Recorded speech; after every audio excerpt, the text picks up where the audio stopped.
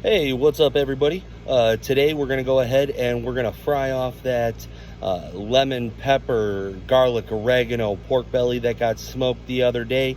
And then we're also going to go ahead and make some mofongo, Dominican roasted garlic plantain dish. And then we're going to go ahead and make some tostones as well. Tostones are great. They're great to snack on. They're great as a compliment or as an appetizer. Super easy to make too. So let's get going. All right, so first things first, I want to go ahead and get a broth cooking. This broth is going to be used to dress over top of the mofongo. It's used to add some additional flavor, and then again, it'll be used to moisten it up a little bit as soon as we're done, you'll see. So then we'll go ahead and just easily give a little compression, and that's just gonna smash the garlic.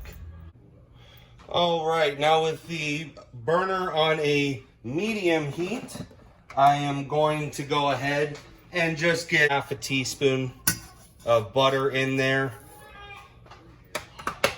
And then we're gonna just go ahead and let that start to melt. I just swirl that around a little bit. We're just trying to sweat our onions, so I'll add those in now. And then same thing with the garlic. We're not going to be coloring these up. We're not going to be frying them. We're just trying to sweat them out so that they can get a little translucent. Now, to aid in that process, I will go ahead and I'm just going to add just a little bit of salt and pepper blend. We're kind of sweating them down. They're starting to release some moisture. They are getting a little bit more translucent, a little bit more clear. Now I'm going to go ahead and I'm going to add in about a teaspoon of oregano. Dried oregano. You can use fresh if you want. Now, one of the things that I love about mofongo is it's something that can be adapted to many different dishes that you're going to be serving it with. Now, what I did was I made some homemade beef broth yesterday, and you can use boxed stock or broth if you want, but I'm just going to use my homemade beef broth. That's going to add some nice flavor to it. You can use chicken broth, vegetable broth, and say you're going to do some grilled shrimp. You can peel your shrimp shells and then add those into the broth as well. And that's just another way to add some nice flavor to it. Now that we've added in our broth, what we're going to do is we're going to go ahead and just turn the heat down to a medium-low temperature, just so that it steams just as much as you're seeing, maybe little bubbles, but we don't want it to boil. Now, while the broth is heating up, I'm just going to go ahead and get some oil ready for frying. You want to use an oil that's got a high smoking point, something that's at least 350 minimum, but I would definitely suggest 400 or above. Avocado oil, grapeseed oil, corn oil. These are all good options. There's probably others out there that I'm not thinking of, but just read your packaging and it'll usually tell you what your smoking point is, and that's really at what temperature the oil starts to burn. Now, I don't have a deep fryer, maybe one day, but right now I make do. This is like a Corningware dish, and then this is a candy thermometer. I use a candy thermometer. It's got a clip on there so that you can position it and just leave it put. But a candy thermometer is meant to go up to 400 degrees. Now we're going to bring this up to about a 375, between 350 and 375 degrees. So now we're going to go ahead and get our plantains ready for frying. Now you're going to want to pick a still unripened green plantain. Now that's going to mean that it's more starchy, Still starchy like a potato and not so sweet like a banana. Now I just took a slice right down the middle of it. We'll go ahead and we'll peel it off. And then we're gonna just cut them in about 3/4 to 1 inch slices. And we'll go ahead and we'll repeat that with the rest of the plantains. Okay, while our oil is finishing heating up, I do have some garlic cloves in here, about 1 bulb worth. I'm going to put in about 1.5 tablespoons of butter. You can use oil for this. This garlic is going to be used and smashed into the plantains later when we go to finish up the mofongo. And now our pork belly is ready to go in the pan. Now, in order to cook the pork belly, we have our pan warmed to a medium, about a medium heat, maybe a notch below. And our pan is warm. It is not hot, but that's a perfect temperature because I'm going to add in my pork belly now, and that's going to start rendering and warming out some of the fat. So we're going to just let those start to cook and warm up. You'll see that the fat will start to liquefy. You'll start to see a little fat collecting in the bottom of the pan. Oh, right now, make sure that you do stir your garlic. Garlic will burn very easily. A lot of sugar in garlic. So just make sure you're continuing to stir it, once again, on that medium to medium low heat. When I add in my plantains, I don't just simply drop them in the oil. I like to let them down with a strainer, a skimmer. That way I do not splash and burn myself. We're going to let those fry up for about 3 to 5 minutes or until they are a golden brown on the outside. All right, so we can go ahead and flip over our pork belly. You definitely see some of the fat coming out into the pan. And then we're just going to go ahead and flip those over. And while those are going to continue to cook, we're going to get them into the oven, a 300-degree oven, to allow them to continue to cook. And as you can see, my garlic has toasted up a little bit. It's got a nice caramelization on the outside.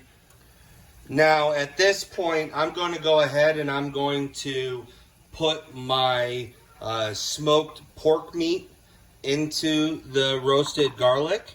Traditionally, you use pork crackling for this, or chicharrones, but you can also use bacon. And because I had the beautiful smoked pork ribs in the refrigerator, just some leftovers, I just diced them in about a 1/2 inch dice, and then we're going to just put them back on the burner, and then we're going to turn the burner off. That's just going to warm them up, and then when our tostones are ready to smash, we'll just toss everything in there. Okay, now we're going to just go ahead and we're going to strain out our golden browned plantains.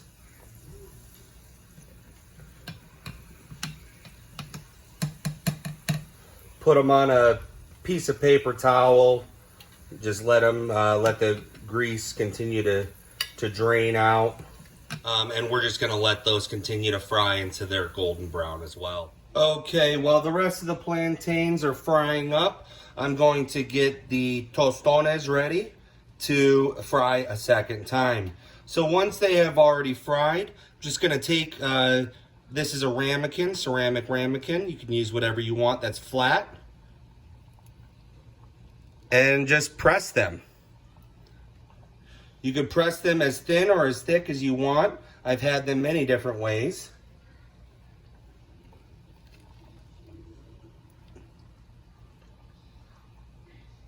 We're going to go ahead and we're going to add in our smashed plantains that are going to be our tostones. And we're just gonna fry those again until they are golden brown. You're gonna fry it twice, fry it once to cook it through, and then fry it a second time to get it crispy. Now, while our tostones are finishing frying, we're just gonna strain out the broth liquid that has the garlic, oregano, onion, beef broth. Now, traditionally, when you make mofongo, you're going to use a mortar and pestle to smash up the plantains. But I don't have a mortar and pestle, but I have a potato masher. So let's go ahead and we'll add in our fried smoked pork.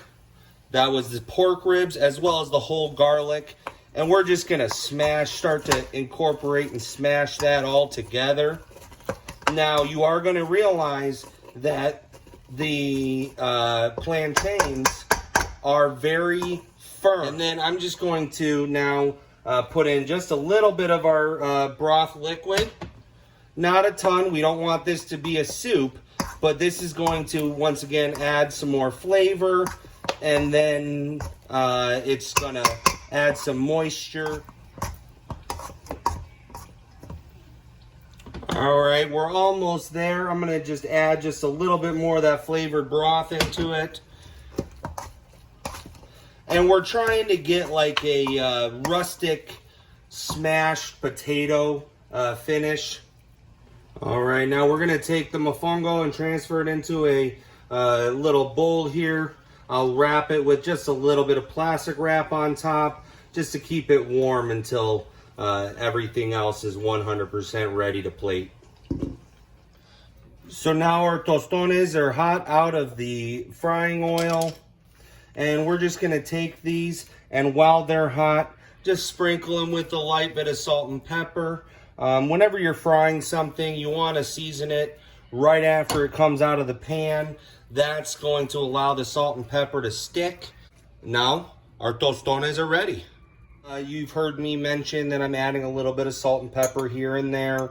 But I always go back at the end understanding that I've seasoned lightly throughout the process, and I'll need to taste it again to make sure that the seasoning is still where I want it. Oh, forget about it. That's incredible.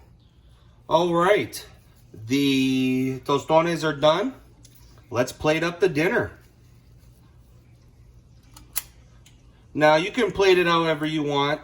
I'm a big fan of portion scoops with stuff like this. That way I know that I'm getting an even balance between my plate. So I'm gonna go ahead and I'll just put 3 scoops in there. Now, I do have latex gloves on that allows me to not burn my hands when I'm forming it. And then what I'm gonna do is I'm just gonna form a little cup in here. You don't have to do this. Some people serve it in a ball form, but I like to do it this way. It's a nice alternative because now we have a nice little bowl or a cup for some more of our flavorful broth to go in there. We'll go ahead and we'll put some tostones across the top. And then lastly, we're gonna get our pork belly on here.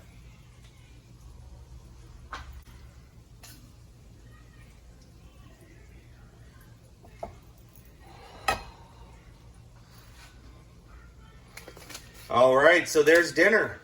We got a little mofongo. We got some fried up pork belly that had been smoked the previous day. And then the tostones. These tostones, check these out. So I hope you guys enjoyed watching my video. We made some mofongo and some tostones to go with our smoked pork belly from the other night. Thanks again, and have a good night.